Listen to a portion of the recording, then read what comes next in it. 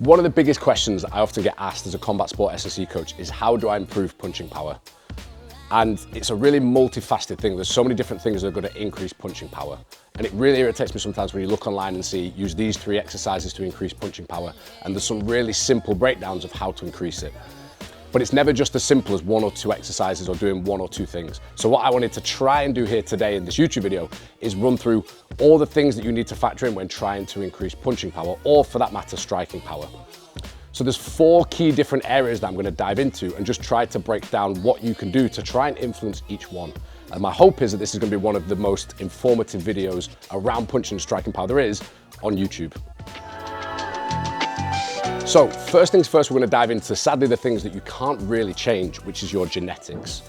Now, genetics is something that don't really get spoken about a lot when it comes to punching power or striking power, but it has a huge influence on it. So within your genetics, you've got things like your limb length or even your limb size. Depending upon the length of your limbs or how your limbs are just made up in terms of their thickness, which will factor into hypertrophy a little bit, that's going to have a huge impact on striking power. Because sometimes the longer the limb, the more momentum that you can gather behind it, the more velocity that you can gather behind that limb. And then when you strike your opponent, the harder that shot is going to feel. Equally, there's a reason you see a lot more stoppages in something like heavyweight boxing or heavyweight MMA than you do in flyweight boxing or flyweight MMA. Simply because the limbs are so much more heavier, there is much more momentum behind each strike. So your limb length or limb size is going to factor into that ability to hit hard, whether you're talking about punching or kicking or even elbows or knees. It's going to impact that dramatically. Another thing that's going to have a huge impact on your actual ability to punch or strike hard is going to be your muscle fiber composition, depending on whether you're more naturally biased towards type 1 muscle fibers or type 2 muscle fibers. Now, type 2 muscle fibers are much more faster twitch explosive fibers. And naturally, if you sit more down the spectrum of type 2 to type 2X fibers, then you're naturally going to have more power behind you. Whereas if you're more of a diesel engine athlete in nature, although you might be able to work hard for an extended period of time, you're going to struggle to really put a lot of power behind your shots. Now, we can influence that with certain factors in the gym that I'm going to come on to in a minute, but you are always going to have a slight genetic disadvantage towards someone else who has a lot more fast twitch muscle fibers. Finally then, one thing that's probably misunderstood a little bit is bone density. Ultimately, how dense your bones are, how thick your bones are, the genetic makeup of your bones is going to have a huge impact on your punch power as well. If you've got large hands, large dense bones in the hands and the wrists, then your ability to really create a lot of power on those shots, or at least for your opponent to feel that power when the shot lands, is going to be huge compared to someone with maybe slightly smaller hands, slightly smaller wrists, slightly thinner bones that aren't able to absorb the same shock or the same load as someone with slightly bigger hands or slightly bigger bones. So your bone density is also going to have a huge part to play in your punching and your striking power. Now, sadly, these are the things that you can't really influence. These are just factors in the background that are going to influence that punching power. But now let's start to dive into what we actually can begin to influence. So, first things first is the skill element. Now, if you dive into YouTube or Instagram and you're looking into a lot of videos around punching or striking power, you'll see a lot of coaches talking about using landmines or using squat jumps, or everyone talks about the specific exercises within the gym that you can use to improve your punching power or striking power. But that really is just a small, insignificant part, really, of your punching power, because a huge amount is going to come through the actual development of the skill itself. So you've got things like coordination, just actually how effectively in your technical training you are coordinating the skill of those strikes. If you're new to the sport, then you're probably going to be very uncoordinated, and therefore, although you might have power behind your shots, they're not going to be as powerful as maybe someone who is like for like you, but has been in the sport a much longer period of time. They're much better able to coordinate the strikes, and therefore those strikes are just going to appear more powerful. Then you've got the actual timing of the shots itself. The timing is going to play a huge part in your punch power. If someone's stepping into a shot and you can time your strikes perfectly with them stepping in, you've got the momentum of them coming into your shot, your momentum of your strike, and those two things are almost going to over-amplify that power that you have. So equally, just being invested in your skill and invested in the sport for a long period of time to really work on the timing aspect is going to play a huge part in how powerful your shots appear. If your timing's off, you might have this huge physical bucket which is contributing to your power, but it's not necessarily going to come across within some of your strikes because that timing element is just off. Then you've got efficiency. When it comes to efficiency, I'm talking a bit here about how many little energy leaks you have through your technique. Very similar to coordination, except the impact of efficiency is going to come on more throughout the course of a fight. So if you're a very inefficient striker, if you haven't got the skill to be able to coordinate your shots well, to get your timing right, and to be able to perform that over a long period of time, then you're gonna have lots of little energy leaks. And that's all just gonna have a big impact on your conditioning, on your gas tank. So though you might feel really powerful in the first 30 seconds, minute of a first round, by the time you get to round 2, 3, 4, whatever sport you're in, you're really gonna feel like you've got no power whatsoever. And that's more to do with the fact that you're just leaking energy. Your shots aren't efficient as they need to be. Then finally, we've got specific power development. I will quite frequently as an S&C coach get asked about how I improve striking power, how I improve kicking power, how I improve punching power. And one of my first responses I always give to everyone is, well, how frequently are you actually just drilling the task of hitting a heavy bag as hard as you can? How often are you actually practicing utilizing that power within your sport? Because for most boxers, MMA fighters, kickboxers, Muay Thai fighters, whatever your striking background is, a lot of the time in the gym, you're doing reps of a technique, or a lot of your sessions are under fatigue. You might have worked for 2 minutes, you get a little 30-second period while coach talks to you, you go again for 2 minutes.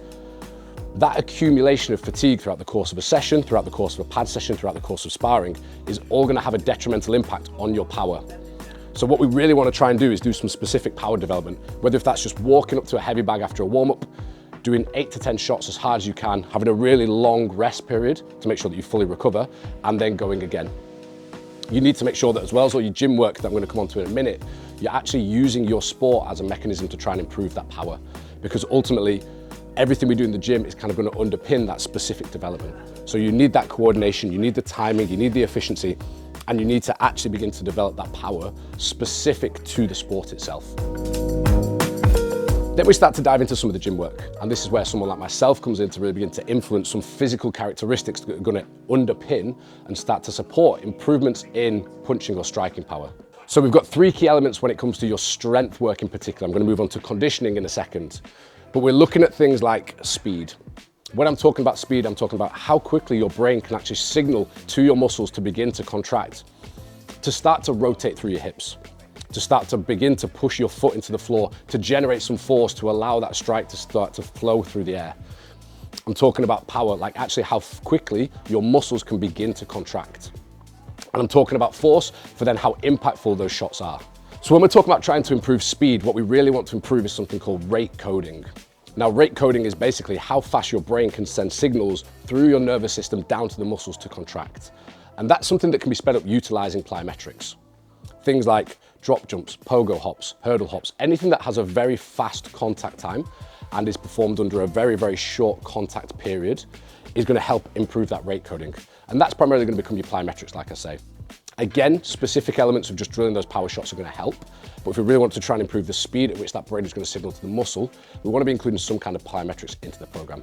And that's just going to ensure that that signaling from brain to muscle is as fast as it can possibly be. So when in your head, you think you want to throw a punch, you think you want to throw a kick, your brain can actually transmit that signal to your muscle as fast as possible.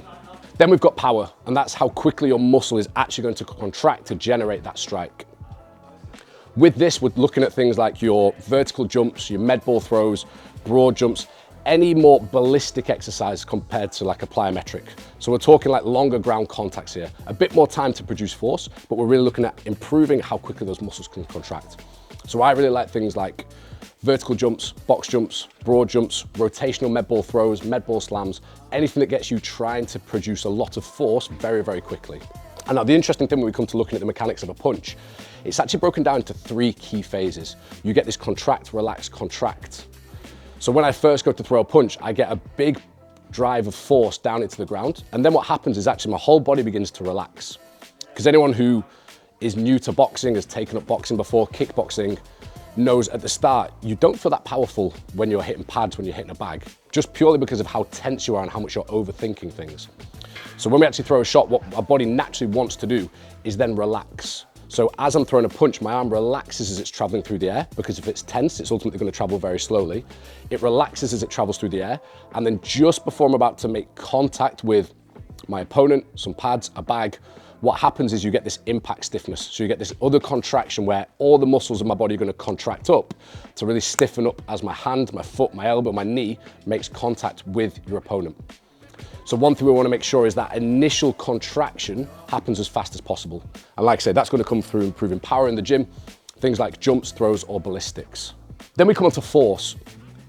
Now, strength is one of those things that's talked about in an interesting light when it comes to punch power, because a lot of people say strength doesn't matter when it comes to punching or knockout power. And whilst it has an influence, it is only a very small influence, but it's something that we still need to try and develop, because punching follows what's called a proximal to distal sequence. So when we start to generate force of a punch, it all initially starts from our hips. And then what happens is that force travels down into our foot.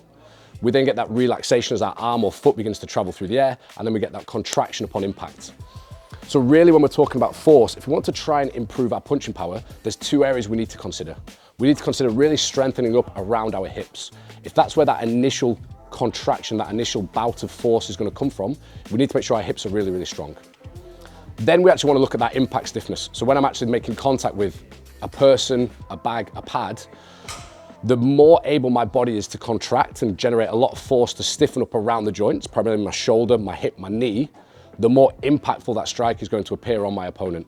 So making sure that I'm doing strength work really around the hips to help generate that initial power of the strike, but then making sure that joints like shoulder, elbow, hip, knee are nice and strong. So when we get that initial contraction on impact with the opponent, they feel that shot, they feel that stiffness as I make contact with them. Then finally, we come on to conditioning. And again, this is a small part of that punching power, but it's why you might see some people who are very, very powerful in the first 30 seconds or the minute of round one, but by the time they get to those later rounds, that power just seems to have evaporated from them. And when we're talking about conditioning, really, we've got two areas. We've got the power of our conditioning, in other words, how quickly our body can generate energy, and we've got the repeatability of that. So if we have a really efficient energy system, our body's able to generate a lot of energy quickly, which is going to come from things like your short sprints with a lot of rest. 6 seconds on, 90 seconds off, 10 seconds on, 2 minutes off, really trying to generate as much power as possible within that interval. We're going to help improve the power of our conditioning system. So our body's ability to generate a lot of energy very, very quickly is going to improve. And that means when we come to throw things like those knockout strikes, we can generate more energy quickly. We've got the improved speed, power, and force. We've got the right technique, and we have a greater chance then of knocking out our opponent or stopping our opponent. But then we need the repeatability of that system as well. And that's where maybe your longer interval runs might come into place. Your more sprint interval bikes with a short work to rest period are going to come in play, because we need that power, but we need to be able to repeat it. So doing those shorter intervals, whether if that's 10 seconds on, 20 seconds off max sprints, or something like 4 minutes on, 3 minutes off, where we're working at a hard but consistent pace, that's all going to help our body's ability to then be able to repeat those powerful efforts. And that's where we're going to be able to then develop that knockout power that is then consistent across the rounds. Obviously, there's a huge part of your gameplay and your tactics in that fight. You know, if you blow your load in the first round, then you're really going to struggle to recover no matter what you do. So there's definitely elements of pacing that come into play as well. But if we're manipulating these two areas when it comes to our conditioning, we stand the best chance of maintaining that knockout power throughout the entire fight.